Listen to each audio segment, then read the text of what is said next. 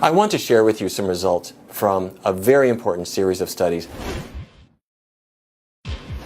In 2003, the National Institutes of Health funded the Physicians Committee to study head-to-head a low-fat vegan diet and a more conventional diabetes diet for people who had type 2 diabetes. Up until that point, people were saying, okay, well, if you have diabetes, that means there's too much sugar in the blood. Don't eat sugar. Don't eat too much carbohydrate that turns to sugar. If you need to lose weight, cut calories. That was the conventional diet.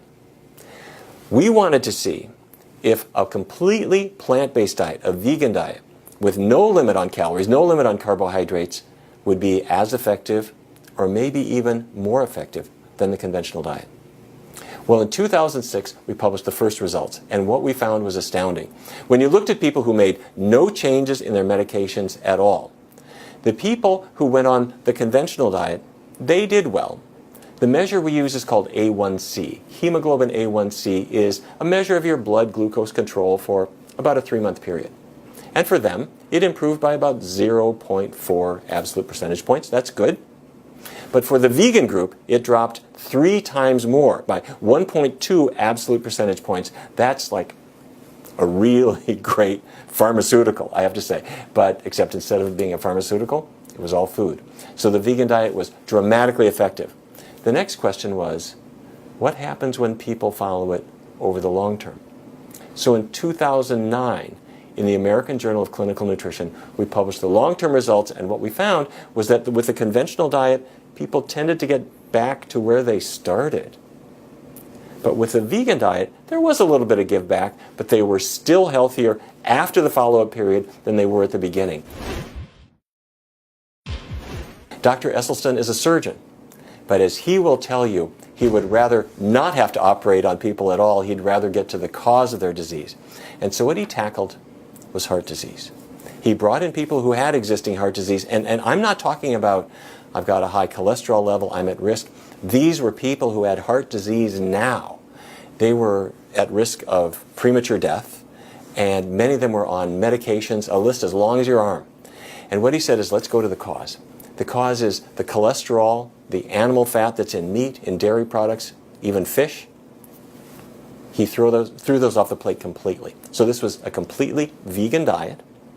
And over time, he found that as people are getting away from those foods and they're enjoying the greens and the beans and the healthy vegan foods that have no cholesterol and no animal fat, something happened in their bodies. Not only was their cholesterol level falling, their blood pressure improving, their weight melting away, but the arteries were starting to open up again.